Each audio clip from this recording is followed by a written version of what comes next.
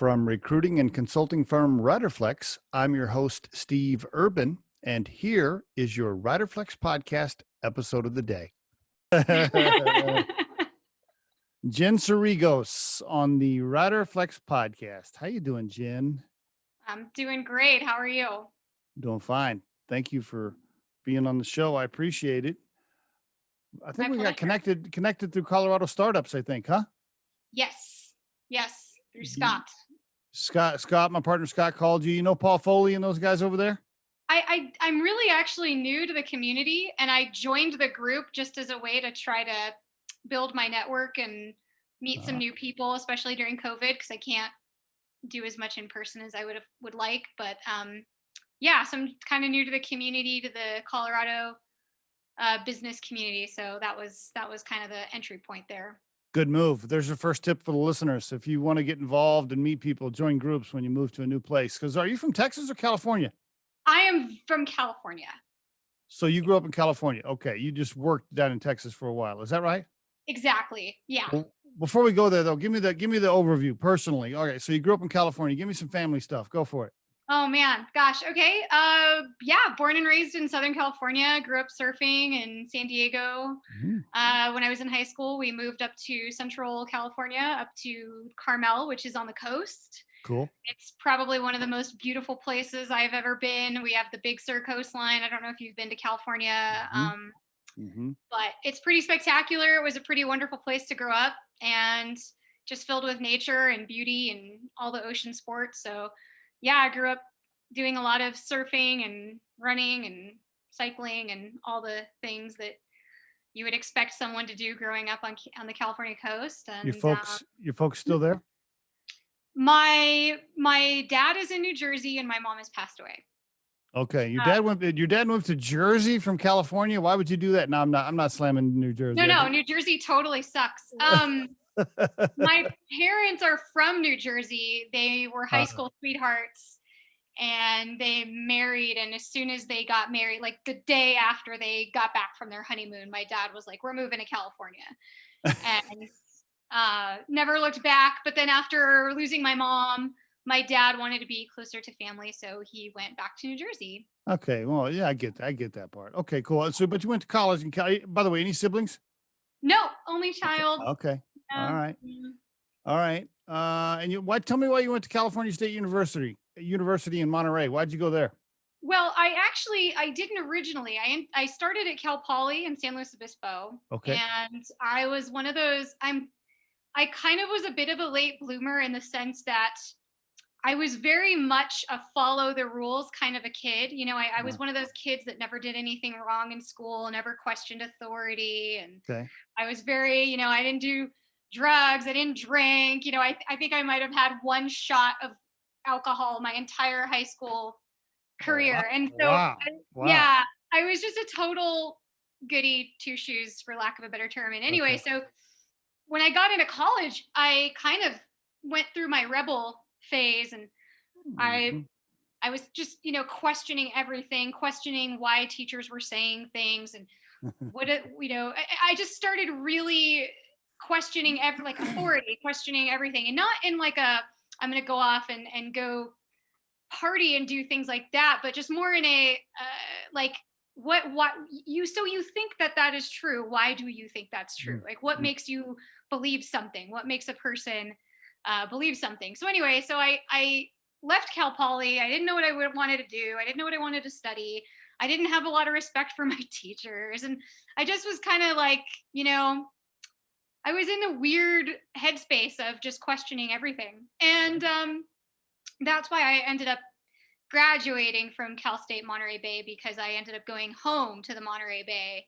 I And I see. eventually came back around and decided I did want a college degree. Uh, so, my motto is C's get degrees. And so I I just thought you did were gonna. what, I thought you were gonna tell me like you went off, on a hippie retreat and like partied for 6 months and tripped on acid and just got crazy for a while. I thought you were gonna give me no, something no, I did a lot of fitness. I mean, like, I got really fit. Like, I rode my bike like 50 to 100 miles, and then I'd good. play two Okay. and 3 hours of tennis. And I went on that direction rather than the party direction. So Which kind yeah. of walks into some of your early career. Walk us into some of that stuff. Because it all tied into fitness and health there early on, didn't it? Yeah, everything kind of came full circle for me. It's kind of funny how life, looking back, how life works out that way. I started studying advertising and Okay. journalism, and I was selling advertising for a newspaper in college, and I was still in my super fitness phase, and I was thinking to myself, oh man, do I really want to be stuck in a cubicle 8 hours a day, 5 days a week? Right. And so in the middle of my senior year, I was like 2 classes away from graduating. I switched things up and studied exercise physiology and ended up studying that and owning a personal training business my senior year in college. And then I just continued that company after I Ah, graduated because I didn't want to be in front of a computer all day at the time. So yeah. early entrepreneur. Oh yeah, I mean, I'm a serial entrepreneur. Yes, I've started and failed, and started and succeeded, and everything in between. So yeah. Was your dad an entrepreneur? Where'd you get the bug? No, I think my grandfather on my dad's side was an entrepreneur. He emigrated from Greece with a few drachma in his pocket and didn't speak a word of English. Mm. And he ended up building a multi-million-dollar shipping company in New York. You think maybe you got the bug from your grandfather? Maybe, who knows? I don't know where I got. I mean, maybe the genes. Yeah, I mean, I feel like it's something that's in my blood. I mean, I've always been entrepreneurial ever since I was a kid. So yeah. Okay. All right. Very good. And now you live in Colorado, Boulder. Why did you do that? How'd you get to Boulder? Why move here? Oh man, got a bottle of whiskey. Well, so I was running a company. I was running one of my businesses back in California, and I was getting really burnt out, and I didn't really know. I just wasn't enjoying the direction I was taking, and I decided to take an opportunity to go work at a startup in Texas. So Okay. I left my home state, my beautiful California, for Texas, and I lasted all of 8 months in Texas. I just, Too, coming from California, it was a big shift for me, and I going to Texas was one of the worst experiences of my life because yeah. I realized working for a startup, a couple of things happened. Number one was I worked for another company. I was running marketing and working in the career services department. And I realized by going to that company, number one, I did not want to work for someone else. And number two, I have I know what it takes now to run a business, and I see what the leadership of this company is doing, and there's no skill that these people have that I don't have. And Gotcha. so it was a difficult time because I was alone in a new place and I didn't know a lot of people and I wasn't fitting in very well. And I had a hard time assimilating. So I decided to leave, and I just got rid of everything I owned except what I could fit in my car. Okay. And I just drove around for 3 months around the country. What? Okay. But this is a good story right here. All right. Yeah. Now it's getting good. Yeah. Well, Okay. me and my dog, anyway. I drove with my dog Sitka and myself and whatever I could fit in my So car. Like you did do the traveling kind of slash hippie trip a little bit. I I mean, did. I just did a little later in life. That's all. okay. Yeah, I definitely did. And Boulder was one of the places I came to on my Oh, road so trip. I see. That's how it Yeah. happened. I Okay. had never even been to Boulder. I'd been snowboarding obviously in the Rockies and stuff, but like I'd never been to Boulder. Um, and it was not on my radar. I was just gonna drive around until I got kind of over it and go home to California and figure it out. Uh-huh. Gotcha. Which is what I did. I went home to California and I was sitting on my friend's couch and I just was like, you know what? Something about Boulder. I think I Boulder gotta was, go back. yeah, yeah, I think I gotta go back yeah. there for some reason. It was definitely not a thinking move. It was a feeling move. I just Mm, felt like there was something I needed to do here. And I came back and started my business and gotcha. Okay. So you came back, and what did you want to do when you came back? Tell me, yeah, talk to us about the business now. So you come back to Boulder, still by yourself, by the way, no spouse, no partner, no no family, nobody. no. Yeah. Didn't look Okay. good on paper, no job. You're just in your car. Did you buy a Subaru? Because you gotta, I you have a gotta, Subi. I do have a Subi. It's man, all you are, checked out. you're Yeah, definitely all in then. If I'm you have a all wrapped Subaru, out. yeah, Yeah, okay, I'm ready okay. for adventure. Got my mountain bike on there.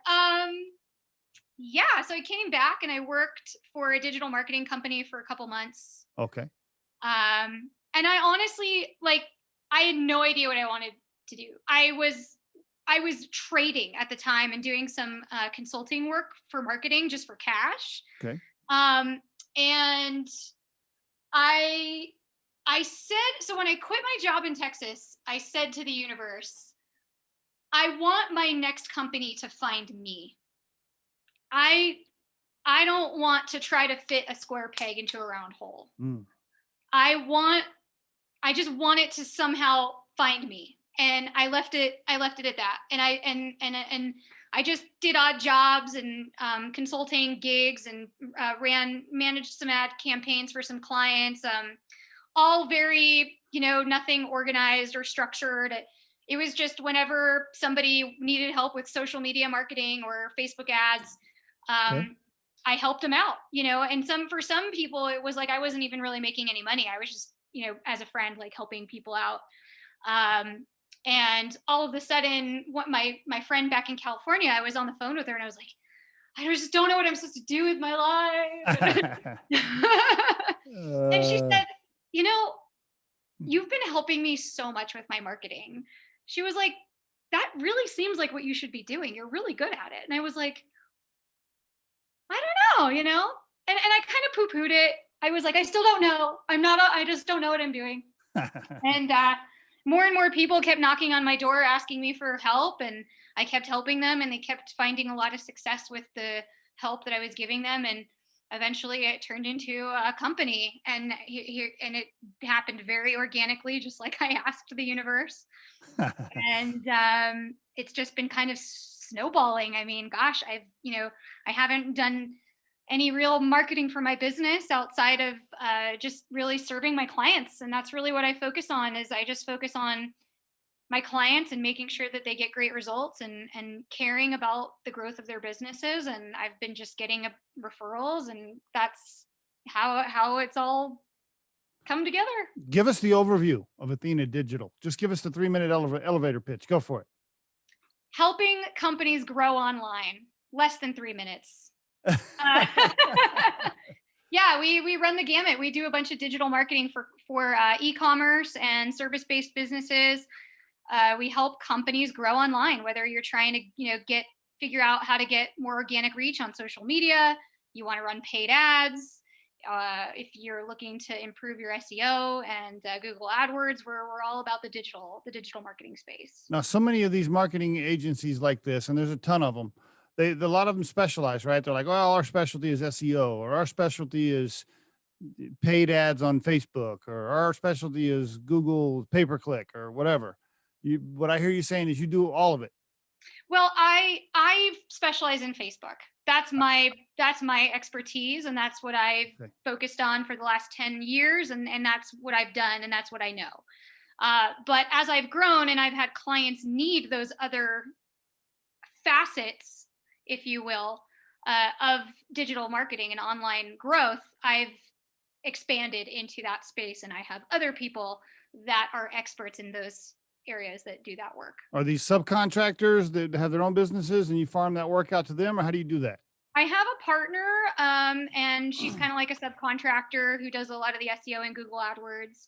And then I have some other subcontractors that I work with for things like videography, content creation, production, and that kind of stuff. Why not just team up with them? Why not just, say, hey guys, come over here, just join my company. Let's just be one big brand. Why not just team up together? That's a really good question, and I actually have an answer for you. Okay.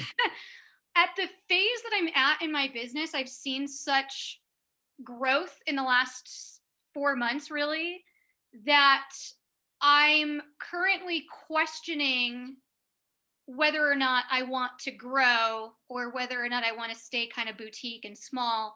And work with just a handful of clients that I really enjoy, Mm. and not have the headache and the burden of having employees and all of that, it's not a decision I've made yet. It's just kind of where I'm at with my company. And a lot of entrepreneurs will tell you just because your revenue grows doesn't necessarily mean your income grows. That's right. So I'm kind of at a place where I'm really happy, and I'm not looking to grow particularly. If a great, awesome client comes and knocks on my door, and they have an awesome product and they're doing good work in the world, and they're serving the world in some way, and they're adding value, and I've got the bandwidth, I will absolutely work with them. But I'm not out prospecting or anything like that, and I'm not necessarily aggressively looking to scale my company, at least not right now. I'm more interested in, I love the fact that I have really great relationships with all my clients. Like the CEO of my client is someone that I text back and forth a lot, and that's the way I like it. And I'm just not in the place where I want to really change that at this point. What I hear you saying is I have a nice little lifestyle business that's built so that I can take my mountain bike and do my thing in my Subaru, and it's paying me what I need, and I'm perfectly happy right here. And I don't necessarily need to scale it and have employees and contract problems and all the rest of it, at least not right now. You nailed it. It's such a good point for the listeners. Most businesses, the vast majority, are little lifestyle family businesses, right? I mean, you get this. I think some people are confused. They see commercials or whatever, and they think, oh, most companies on planet Earth are these giant corporations. No, actually, most of them are the small little mom and pop plumber business in Johnstown, Colorado. Whatever, and it feeds their family, and it creates a lifestyle that they enjoy, and they don't need to make it any bigger. That's the vast majority of small business across America. And you can be perfectly happy doing that. You do not have to go to California and raise some cash from a VC firm to try to scale your business. You don't have to do it that way, right? I mean, I honestly, no, I mean, I've done that and it sucks. I've raised money for a startup, and it was way more hassle and headache than it was worth. And Yeah, my income is much higher now, and I'm much right. happier, and I have a lot less stress. I'm also older and wiser, which helps. But yeah, I mean, I've kind of seen both ends of the spectrum when it comes to being an entrepreneur and owning a business. I've had the startup where we needed the capital to like go forth to get to that $1 million mark, and I've also started completely from scratch and been totally bootstrapped. And I can tell you 100% without a doubt, for me personally, and everybody's different, every entrepreneur is different, but for me personally, I much prefer the latter route. It's slower, it's much less stressful, it's more organic, I'm in more control, right? Like I don't have an investor breathing down my neck telling me, where's the users, Jen? Where's the revenue? You're not profitable yet. How come you haven't grown to a million downloads? And there's something to be said for that, honestly. Like if you have the constitution for it, and you're, like I read Walt Disney's biography a couple of years ago when I was in the startup days, and I mean, he just grinded. He grinded for decades, and I was exhausted just turning the pages reading that book about his life. And you know, having a small business, a consulting business, and doing amazing work for my clients is much more rewarding than the headache and the hassle of having like a headquarters and, hundreds of thousands of dollars of payroll and, Uh-huh. legal issues and all those things. Like, I'm so happy, honestly, where I'm at. Like, knock on wood, geez, I shouldn't say, but yeah, I mean, I love what I do, and I love my clients. And Can you imagine at this point being an employee again and having to ask somebody if you can like take off Friday afternoon and go skiing? it just couldn't. It's not even in my sphere. It would honestly make me depressed. I told somebody that the other day. I said, listen, God forbid anything ever happened to Riderflex. If I had to like be an employee and like go to a boss and ask if I could go to a doctor's appointment or something, Yeah, like or like PTO and all that. Ugh. I'd break out in hives or something. I don't know. Yeah, for sure. Yeah, I totally agree. I mean, yeah, I know like entrepreneurial land is not for everybody. Right. There's a lot to be said for the security of having a salary, and you clock out and you're done, right? With owning a business, sometimes I'm up at 4 a.m. to get work done so I can go ride my mountain bike later in the afternoon, which I'm not complaining. Right. Let me be clear. But I just think that there are certain people who are made a little bit differently. I think I may have a higher risk tolerance maybe than some other folks. Like I have a friend back home in California. She is very happy being an employee. She wouldn't change it for anything. And I would rather, I don't know, but it would not be good. I'd rather go back to driving around in my car.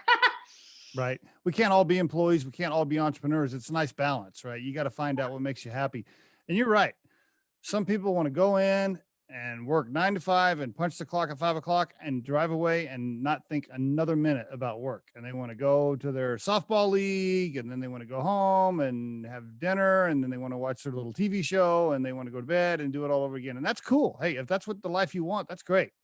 Yeah, absolutely. Yeah. I mean, I live and breathe and eat and sleep and drink my company. Right. Yeah. But it's by choice. It's not because I'm stressed and I have deadlines and I have things that need to get done. It's because I love what I do and I love my clients and I want them happy and I want them successful, because a lot of the people that I work for are solving problems in the world that I believe in, and they're offering products in the world that are important, and they're supporting a positive world to live in. And so the little piece that I can contribute is to help them grow and to help them do more of it. So I enjoy that, and I love that, and that is why I think about my work so much. It's absolutely a passion driven thing. It's not just a job. It's a life. Isn't it nice to be able to decide what clients you work for? Isn't that a wonderful thing? Yes. To look at a list and go, you know what? I just don't think I need that experience in my life right now. And just turn away a client if you need to. Yeah. I told that to a friend the other day. She's starting a business, and I said, I'm going to tell you something. I don't care how desperate you are for that money. Do not take a client that you get a bad juju from, because I guarantee you it's going to turn into a nightmare anyway. Yep. They're going to probably want some sort of refund. It's just not going to, it's not going to be good. Oh, that's if you get any bad vibes, if it's not a good fit, walk away. And I guarantee energetically that will open up the door for someone else to walk in. That's going to be like 10 times better anyway. So couldn't agree more. Couldn't agree more. Great advice for the listeners. Now that's especially hard to do when you're starting out and you're trying to land those first few clients, and you got a mortgage that's behind by 2 months, and you need the cash, and you're thinking, well, I'll just take this client for a little bit. Yeah, it usually does not end well. Usually bites you in the ass. Yeah, it usually does. Something happens. Either the relationship goes bad, they fire you, you fire them, they don't pay you on time, they give you a bad review. Who knows? It just usually goes bad. So you're right. That is a tough lesson for early entrepreneurs that need the cash, because they land that first client and they think, oh my God, I gotta have this client. Not really. No, you don't. You don't have to. There are other clients. Now that's assuming you get up the next day and hustle your ass off to find the next client. Yeah, it's interesting. In my last business, the more I hustled, it was like forcing it. Like forcing it? Yeah, it was like I was forcing it. And now I'm so in alignment with what I do that there's no forcing at all. I mean, the right clients just seem to show up. And so good. I know that there's a hustle, what's the word I'm looking for? A hustle mentality, especially in the startup space. And I've been there, believe me. And I've found through my own experience that you need to find the correct and appropriate place to put your hustle energy. And oftentimes it's not necessarily going out and hustling for clients or for business, but it's hustling to serve the people that you're already working with. And that was a shift that I made. Good. And it was a very important and pivotal moment for me in my career and in my company, because as soon as I made that shift and I started really focusing on, okay, how can I just really crush it for these people? They started paying me more. They started buying more things from me, and they started referring people. And before I knew it, I had blown past all my revenue goals that I had set for myself without taking on any prospecting or cold calling or anything like Mhm. that. Good stuff. Good stuff. Let me ask you, with Athena Digital, by the way, it's athena-digital.com, right? Yes. Yep. And so please don't take this question the wrong way, but I want you to go a little bit deeper. There's so many marketing agencies. I mean, there's so many of these like what you do, even in Colorado. And by the way, several of them have been on the Riderflex podcast. Nice. And so why am I calling Jen? What give me some color around why Jen can do a better job for me on Facebook ads specifically. Facebook ads or Facebook organic or both. But why am I calling Jen for this? Yeah, I do both. Okay. Honestly, the majority of other agencies have grown, right? We were talking about that earlier. We were Okay. talking about how you were asking me why not say, hey, join my team, da da Right. da. Right. There's a very specific reason for that. I give so much personal attention to my clients, and I only Mhm. take on a few clients at a time. Mm. I really don't ever work with more than 10 clients at a time. And if you are one of my clients, you're going to work with me, the owner and founder of the business. Whereas Mm. when you go to another agency, some of which I know in Boulder and all the, there's a lot of agencies here, like you said, and to your point, but you're probably going to work with 5 or 6 different people. You're Mm. going to have an account manager. You're going to have a Facebook person. You're going to have this person, that person. And things just, unfortunately, when you work with a bigger company like that, things slip through the cracks. You're not necessarily working with the expert. The expert probably was the person who founded the company and then started hiring people. When you work with me, you work with the expert. You work with the owner of the company, and I, I like I, that. I pride myself on that. I really do. I mean, not to toot my horn or whatever, I but like it. No, I like it. That's you good. know, That's good. You're passionate about it. I like that a lot. That's very good. No, that is a good reason. Can I pay you after you get me the new Facebook followers, or do I have to pay you before? well, you got to pay for the expertise, right? If you want the best, you got to have some faith and trust and dive in with me. What's the model? Can you talk about the model? Is it a monthly subscription? Is it what do I pay for? How do I sign up? Walk me through some of it, Yeah, can you? no, it's a totally dependent thing. It's based on, your business. So usually what I do with my clients is we start off with a strategic marketing roadmap. So I'll take a deep dive into your business, and there's I do a free consultation for 30 minutes just to assess whether or not I think I can even help you, right? Okay. And that's obviously complimentary, and it's easy to book a call. You can do it straight from my website or my Facebook page or my Instagram. Okay. And if I've decided that, hey, I think there's something here, I think I can help you, I think I can help you grow, and we'll take it to the next step where I'll do the roadmap for the client. Usually there's a fee involved with that. And then we go over the roadmap together and we come up with a game plan as to how we're going to grow your business. Hmm. And if it's Facebook ads, we'll talk about that. We'll put together a strategy and a plan for that, and a roadmap for that. And if it's organic, we'll do that as well. So it just really depends on the client and what their needs are and what they're trying to achieve. I've worked with anywhere from coaches, people who are solopreneurs, to people with employees, to multi-million dollar e-com companies that are selling, goods and products and things like that. So it really just depends on your business and where your needs are, what you're struggling with, and what's not working, right? And what we need to kind of put our priority and focus on. Is it monthly? And do I have to sign up for a long contract? Usually it's monthly. And no, I don't have super long contracts like the majority of agencies do, because I Okay, believe, so I can pay you month to month, and we see how it goes. yeah, I believe that the work should speak for itself, and I like to develop long-term relationships with my clients. So, Okay. Do you know how many sales messages I get hit with a day that says I can increase your leads, I can increase your following? I mean, God, it's just endless every day.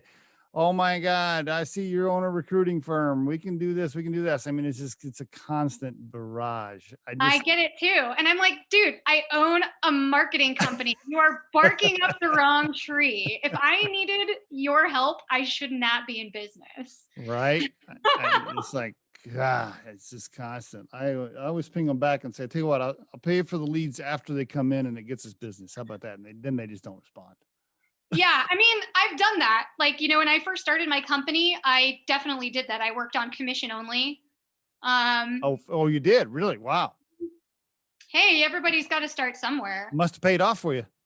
Yeah, and now I don't do that anymore because You don't have to. You don't have to. Right. Yeah. We did some of that too at Riderflex when we first started. We were like, well, just give us one search for free. Let us do one search and then we'll see how we do. And then they give us another one. Yeah, we did a lot of that too. Those days are over. Yeah, exactly. And that's what I'm talking about when it comes to hustle, right? Yeah. I definitely hustled and I worked my butt off, but it was a different kind of hustle than feeling out of alignment and trying to just force something because I needed a paycheck. Right. I totally hear you. What I mean? How about a free tip? How about a free Facebook tip for the listeners today? Give me like a common mistake Facebook company pages make, and you should do this instead. Give us one free tip. I got a slew for you, but I would say the number one most important thing is understand your clients and understand their problem and understand it deeply and intimately. Put yourself in your client's shoes and understand what they're struggling with and speak to that problem in a positive way and give them value. So social media is all about community. It's all about value. If you add value to people and you create a community for them, they're going to want to work with you, whether you're a service-based business or you're a product-based business. And I've seen it time and time again, these companies that have these great missions are not adding any value to their followers and they're staying stagnant in their business. And then the moment that they make that shift, and that's one of the biggest things that I have to focus on with my clients sometimes is making that shift to what is your client struggling with and how can you help them solve that problem? And just give people value, give people help. I had a conversation with a friend of mine a couple months ago, and we were talking about Elon Musk. Okay. And this was one of the most important sentences I've ever heard in my life, and it stuck with me. And I said, man, what do you need to do to make $1 billion? And my friend looked at me dead in the eye, and he said, add $1 billion worth of value. Well, there you go. And that was it. My whole entire world changed. Angels wept, the sun shone and everything. And I was like, oh my God, no kidding. Yeah, that's what it is. And I started making that my focus. And after that, the success just started coming.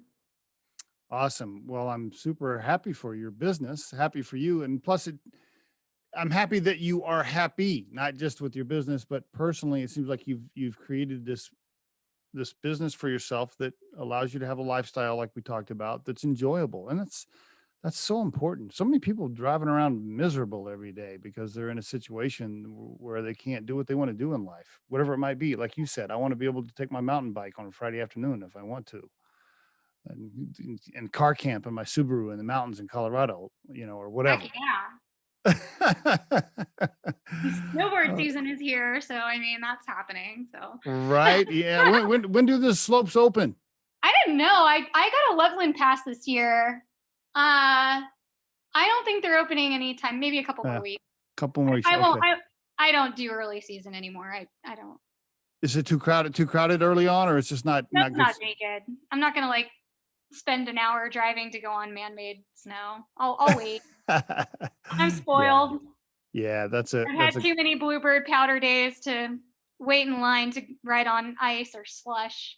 What are they going to do about this traffic on I-70 going up to the mountain being a pain in the ass? They got to get that fixed. I know. It's really bad. They have been doing construction in Boulder for 10 years. I know. The road to Netherland. I don't know if you are you in Boulder or are you in Denver? I'm over in Boulder all the time, but I live northeast of there. Okay, yeah. It's brutal. Yeah, I know. I'm like, what are Uh, you guys doing? Like, are you like, maybe they're going off on mountain biking trips instead of fixing the road. I don't right. know. Um, any last minute pieces of advice for aspiring entrepreneurs who want to start their own little service business? Anything you'd like to tell them here in summary? Yeah, just go for it. Life is short. Go for it and keep going for it and keep going for it. And eventually something is going to stick, I promise. It's may not stick on the first try. I've owned and failed more companies. I mean, my 20s was just one failure after another, honestly. So I don't care if you have to work at freaking waiting tables, if you have to sell things on eBay or whatever it is. If living with your parents, been there, done that, you do what you need to do to pursue the life that you want.